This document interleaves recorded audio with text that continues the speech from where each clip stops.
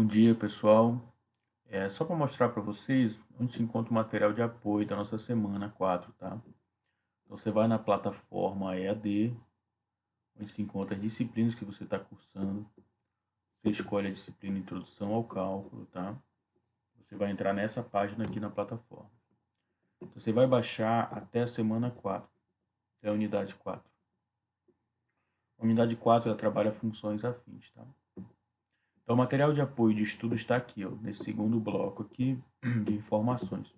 Você vai clicar aqui em material de apoio e ele já vai abrir o livro que está sendo usado na disciplina, um dos livros, né? Introdução ao Cálculo. Esse material não é só exclusivo de funções afins, tá?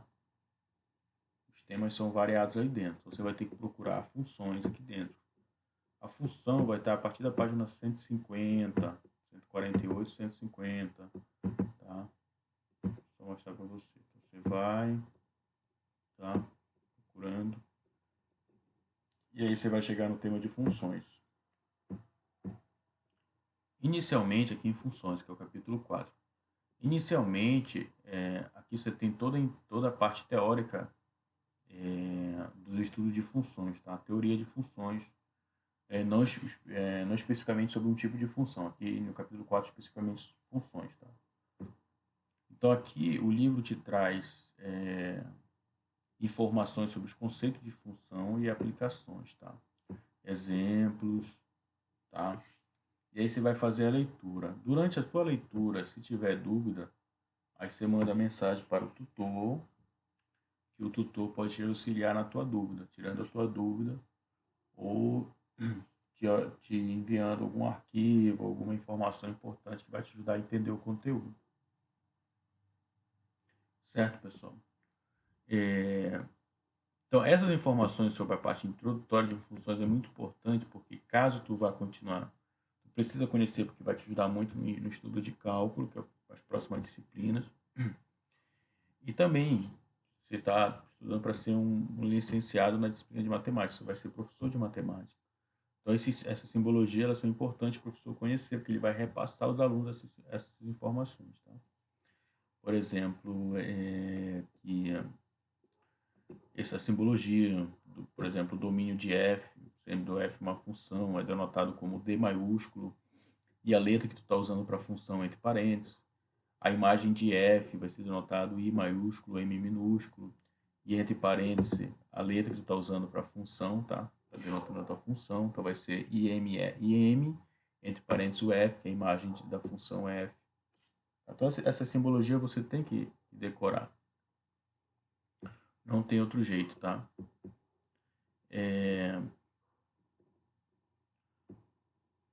Aqui ele coloca algumas propriedades, tá? Uma delas, por exemplo, propriedade da imagem, tá? E coloca como propriedade. Com o tempo, a leitura dessas propriedades, elas, com o passar da tua experiência, tu vai conseguir tirar inúmeras informações, tá? Por exemplo, aqui ele está dizendo que a imagem de f vai ser igual a elementos b, que pertencem ao conjunto que ele denotou de b maiúsculo, em que qual é a forma desse elemento b? Esse elemento b, ele é igual a f aplicado em a, tá?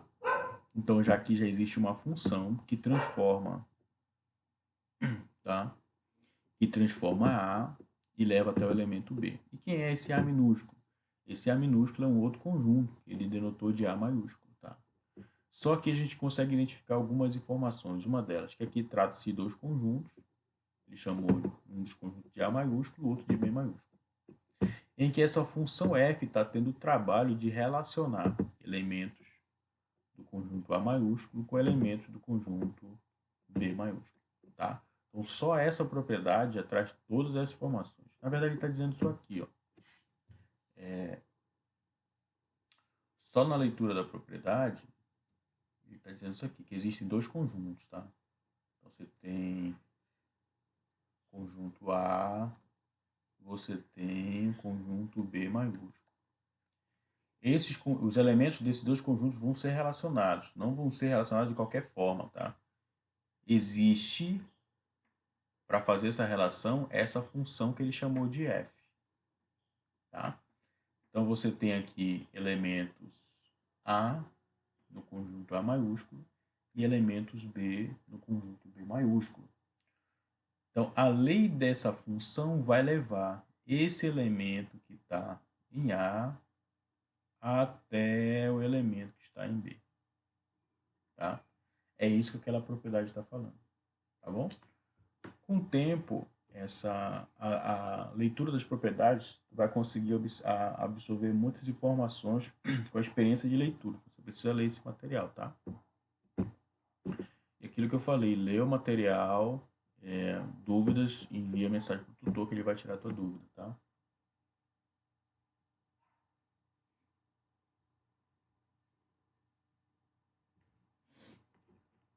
Então você vai ler toda essa parte introdutória de funções, tá? Que tem aplicações. Okay? Muito importante tu tentar resolver esses exemplos. Fazer a leitura e depois tentar resolver sozinho os exemplos, tá? Isso ajuda bastante a entender. Ok?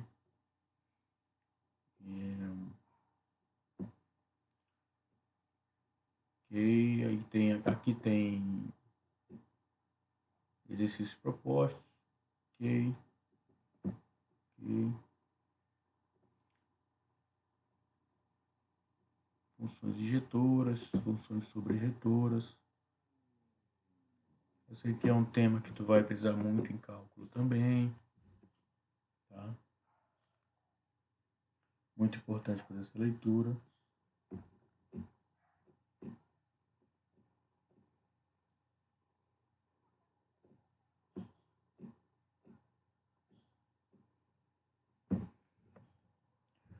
Ok, pessoal.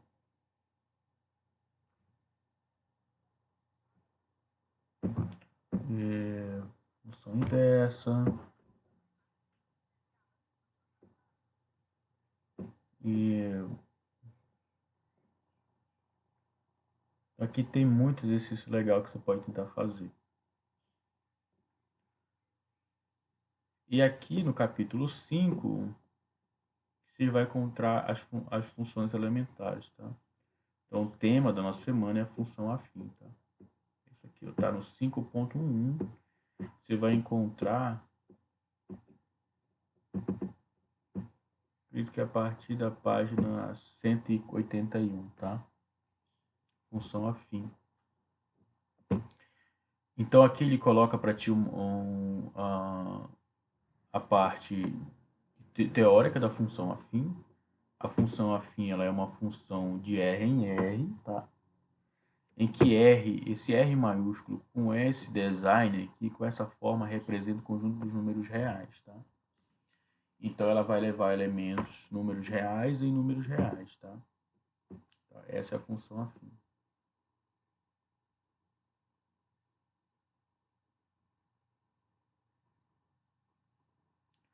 Ok?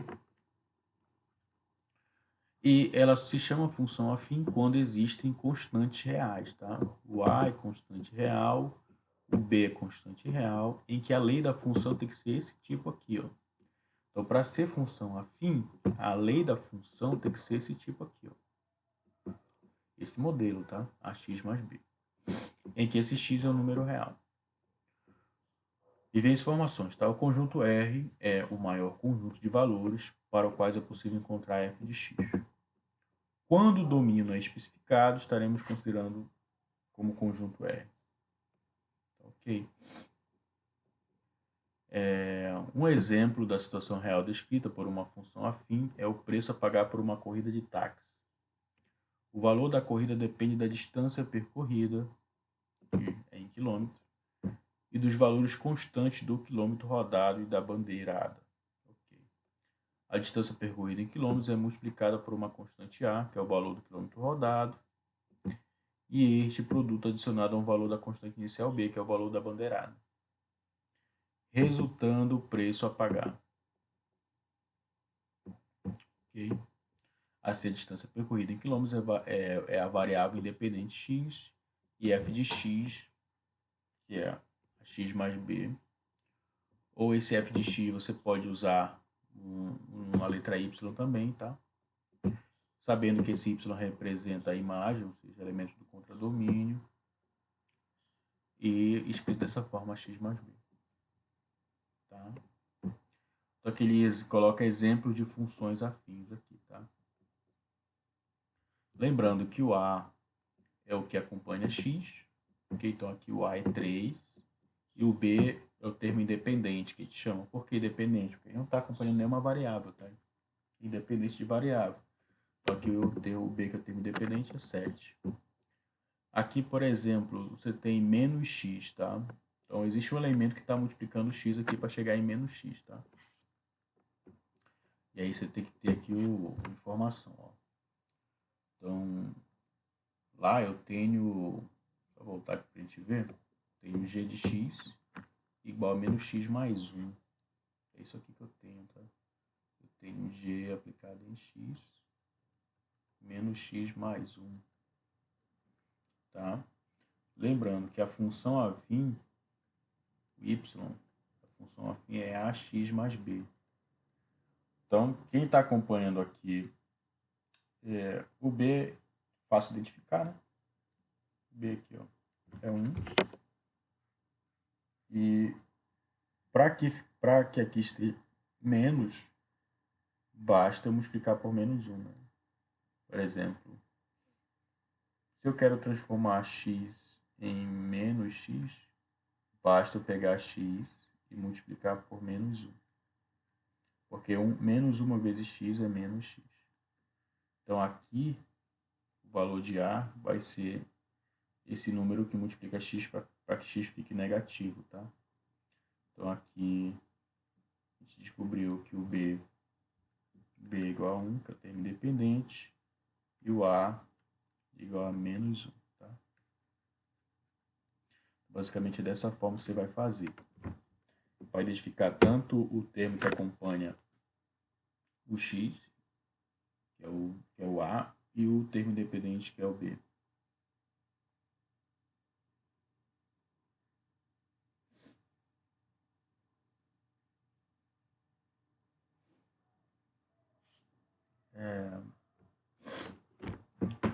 Mais um exemplo só para finalizar. Aqui o exemplo 4, né? Você tem a função k de x. A função k de x, que é raiz de 7 vezes x. Então você tem aqui, você tem a função k de x, que é raiz de 7 vezes x. A função y, ela é ax mais b, a função afim. Essa é a característica dela, certo? Percebe que aqui não tem b. Então, logo b é igual a 0, termo independente igual a 0. Quem está multiplicando o x é a raiz de 7. Então, a é a raiz de 7. Ok, pessoal? Então, identificar os termos, tanto o termo que acompanha a variável como o termo independente, ela é bem tranquilo, tá? Aqui ele traz para a gente alguns casos particulares. Caso da particular em que o a é igual a 0, nesse caso a função já não vai ser mais chamada de função afim, já vai ser chamada de função constante, tá? E esse aqui, o a for 0, esse x vai sumir daqui, né? Vai ficar 0 vezes x é 0. Então a função vai deixar de ser função afim e se transformar numa função constante, tá? O gráfico da função constante é uma reta, tá? Uma reta. Ok? Ó, você pode notar que o nome da função constante já revela o comportamento da função. Independente da variável x, o valor de fx é sempre o mesmo, tá? Aqui ele coloca o exemplo. Aqui é importante, né? Alguns alunos podem ter dúvida. Por que o gráfico, ao invés de cortar o eixo x, está cortando o eixo y, que é o vertical? É porque aqui em cima, se for voltar, ele usa o f de x também como y. Olha aqui, ó. Tá vendo? Então, o x pertence ao eixo da abscissa e o y pertence ao eixo da ordenada. O x é aqui, ó. Esse eixo deitado aqui, ó, que é o eixo horizontal. E o y, que é o eixo das ordenadas, é o eixo vertical. Como a função é y igual a x mais b, então a reta tem que passar aqui em y, certo? Por isso que aqui o y, o fx igual a menos 3, mesma coisa que y igual a menos x, porque f de x pode ser y, que é a imagem de x, tá? Então passa aqui, ó, no eixo y mesmo, tá? Aqui ele coloca outro tipo de outros casos particular, quando o A é igual a 1 e quando o B é igual a 0, ou seja, não tem termo independente, tá? Nesse caso, o gráfico vai ser uma reta, em que essa reta passa pela origem do plano cartesiano, tá? A origem é aqui, ó. A origem é no encontro dos dois eixos, tanto o eixo da abscissa quanto o eixo da ordenada. Lembrando que a gente está trabalhando no plano, tá? Plano cartesiano. Ok? Aqui ele coloca informação. Nesse caso, fx igual a x, essa é a função identidade, tá? Tem o nome para essa função identidade. O seu gráfico é um gráfico em que x leva a x, tá? Ou seja, x, a imagem, o domínio vai ser igual ao contra-domínio, tá? Esse que ele está dizendo, domínio igual ao contra-domínio. Isso que ele toca aqui, ó. X igual a 0, y igual a 0, x igual a 1, y igual a 1, x igual a menos 1, y igual a menos 1, tá? Ele fala que essa reta é a bissetriz do primeiro e do terceiro quadrante, tá? Mais para frente, não sei se vocês já estão estudando geometria, vocês vão compreender essas nomenclaturas que envolvem bissetriz, tá? Bissetriz, na verdade, é uma reta que divide o ângulo em dois ângulos iguais, tá? Ok? Então aqui, por exemplo, aqui eu sabe que é um ângulo de 90 graus, tá? Essa reta bissetriz divide o ângulo de 90 em dois ângulos de mesma medida, por isso que esse é 45, logo esse aqui também que vai dar reta de verde, que é a reta da função identidade até o eixo y também é 45 para bater 90, tá? Então a bissetriz ela divide o ângulo em dois ângulos de medidas iguais, tá? Então essa função identidade, o gráfico dela que é uma reta que passa pela origem do plano, ele tem essa propriedade também. Aqui um outro caso particular da função afim, que é quando o b é igual a zero, ou seja, não tem termo independente, e o a é diferente de zero. E aqui ele coloca um exemplo da função do tipo menos x sobre 5. Tá?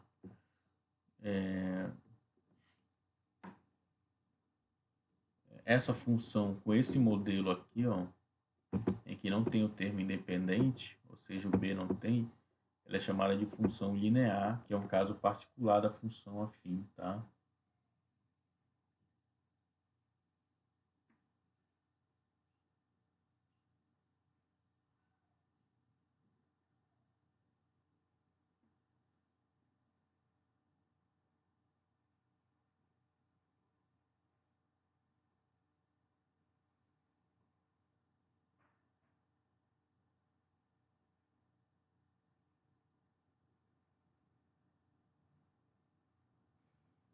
Ok, pessoal? É um caso particular da função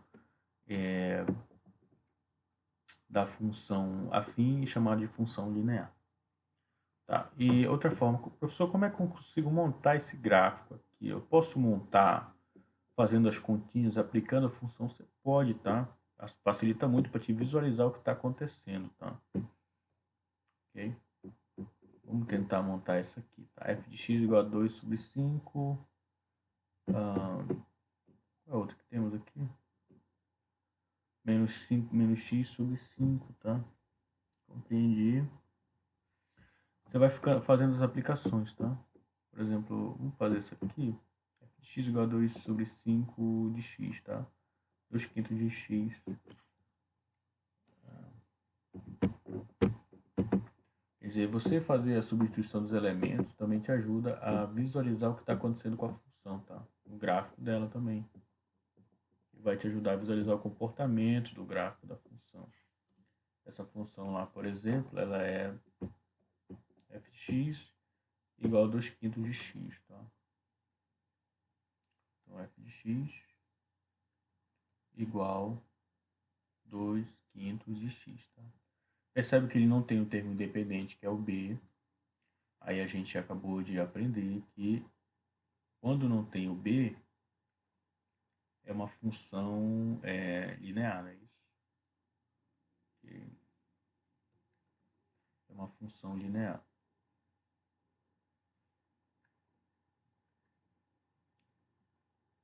Só nesse gráfico que eu quero usar, vou colocar um plano cartesiano no R2. Tá? Esse gráfico aqui, pronto. Tranquilo. Então, aqui nós temos o plano cartesiano. Então, o f de x ele pode ser denotado como y também. Então, você tem y igual a 2 quintos de x. Tá? Então, essas imagens aqui, quando eu for aplicar os elementos de x, elas têm que estar aqui, ó, o eixo das ordenadas, tá? O eixo y, aqui o eixo das abscissas, o eixo x. Aí você pode fazer substituições, tá? Então, por exemplo, quando x é igual a zero, o que eu tenho que fazer para ver o comportamento da curva? O que acontece com o y? Aqui onde tem x, eu coloco zero. Então, você vai ter... O y vai ser 2 quintos vezes zero. Então, y vai ser igual a zero. Tá? Então, quando x igual a zero, y igual a zero. Aqui é a origem do plano. Por isso que é uma função linear, tá? Quando x é igual a 1, tá? Então, x igual a 1. Então, vou marcar aqui 1. Vira ser aqui, não tem problema. Só para a gente entender o que está acontecendo. O y seria 2 quintos de 1. 2 quintos vezes 1, que é igual a 2 quintos. Então, x igual a 1. O y é igual a 2 quintos. Tá? 2 quintos, ele é praticamente o 0,4, né? X igual a 1, y igual a 0,4. Percebe que o x positivo leva a um y positivo, tá? Então, aqui, se o x é igual a 1, lembra do plano cartesiano, que aqui os y são negativos e aqui os y são positivos. Então, o y está mais ou menos por aqui, que seria o 0,4, tá? Então, aqui tem um ponto da função. Ok? Outra coisa, vamos aplicar x igual a 2 aqui do lado esquerdo agora, só para a gente ver o que está acontecendo com a função, tá? Se o x for igual a 2, o y vai ser igual a 2 quintos vezes 2. Então, x igual a 2, o y vai ser igual a 4 sobre 5, né? Aqui você tem uma fração multiplicando o número inteiro, tá?